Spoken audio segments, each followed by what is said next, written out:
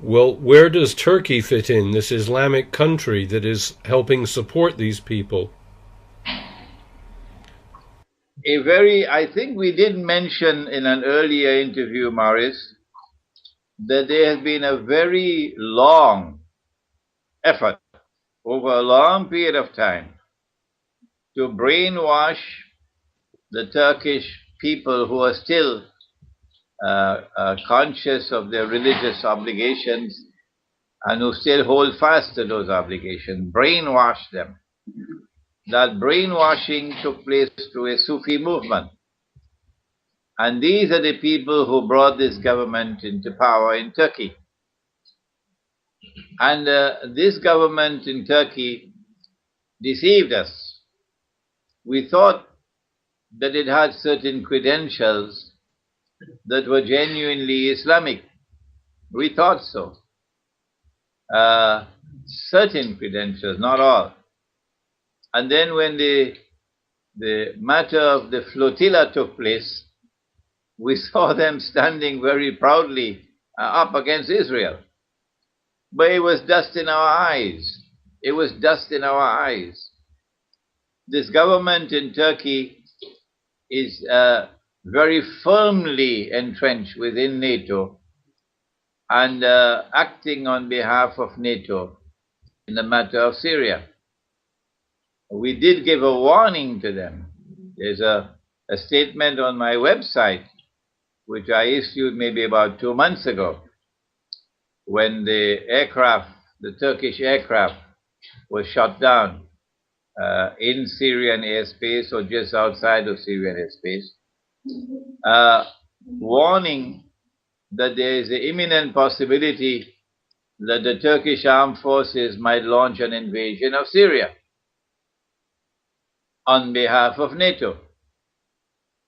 And that if that were to occur, the consequences would be disastrous for Turkey, because it's going to provoke civil war in Turkey. Our Prophet has prophesied, and political analysts in the Western world should now pay careful attention to what Prophet Muhammad, Allah's blessings be upon him, has prophesied. He has prophesied the great war which is now around the corner. In Arabic it's called the Malhama. Others call it Armageddon. But it's a great war that will make the First and Second World War look like a fight over peanuts. And following that great war, he has prophesied the conquest of Constantinople. And so a Turkish attack on Syria is certainly going to provoke Turkish civil war, which eventually is going to lead to the conquest of Constantinople.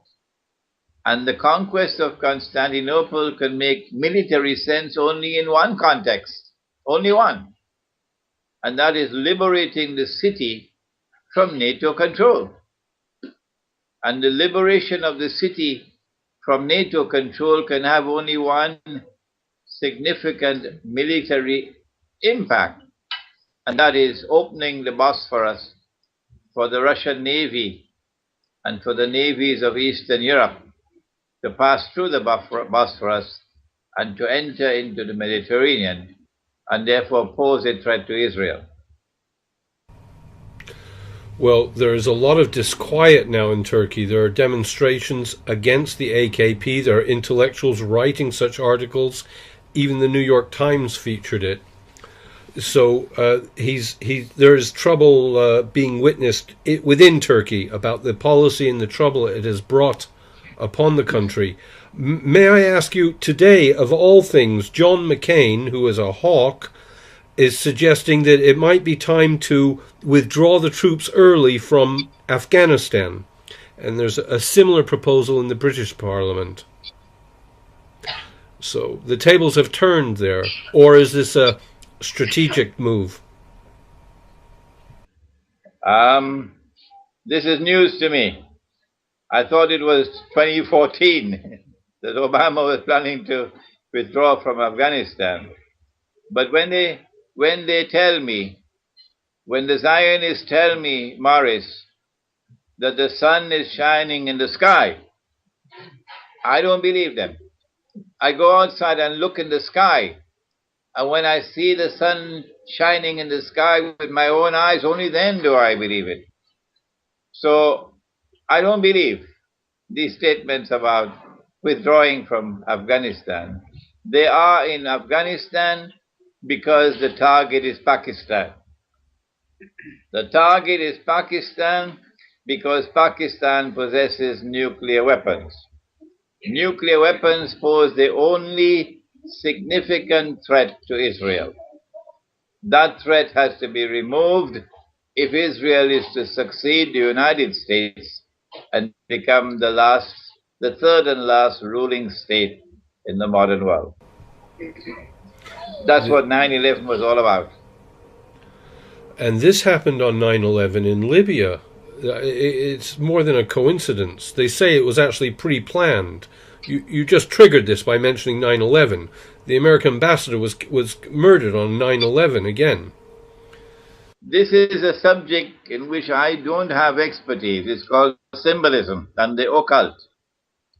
But we just had a seminar on September 1st and 2nd here in Malaysia. On September 1st, I conducted a seminar on an introduction to Islamic eschatology. And then on September 2nd, we had a wonderful presentation from a man named Dr. Omar Zaid, a medical doctor and a former Christian missionary who became Muslim. And he gave a presentation on symbolism and the occult. And it is clear from what he informed us, he spoke, it is clear that the Zionists do have links with the occult. And they would choose certain dates because certain dates are aligned with the stars and so on, as in Hinduism. So too with the Zionists. So, but this is not a subject in which I have any expertise. I much prefer to look at early September as the last stop before early November. Okay, well, you're absolutely right about the numbers. It's extraordinary. People collate them and put them on the internet between the different false flag events, Madrid, London, 9/11, and there are consistencies numerically. Well, I just worry if they're going to withdraw from Afghanistan, it might be like they withdrew from Iraq. They withdrew from Iraq and suddenly there was trouble in Syria. Are they going to tactically withdraw from Afghanistan to attack Pakistan in another manner? I'm only looking for the devil always. What will the devil do next? I am not in a position to comment on the implications of a withdrawal from Afghanistan. I take it with a pinch of salt. I believe that the attack on Pakistan is certain to come because I don't see the possibility at all of Israel ever replacing the United States as a ruling state in the world while Pakistan or Muslims possess nuclear weapons. I don't see that possibility at all. I believe this is why 9/11 was planned and executed, so that they could get their troops into Afghanistan, so that from Afghanistan they could destabilize Pakistan and eventually invade Pakistan. I think that is still on the card. Oh yes, through Helmand, that was the whole plan, and to break Baluchistan off from Pakistan and Iran. It failed. There was too much resistance in Helmand. Sheikh Imran Hosein, I do not know what else to ask you. Is there something we have missed? There are violent protests everywhere against American embassies. 3 American embassies have been closed. Not only American embassies, I believe French embassies as well are closing.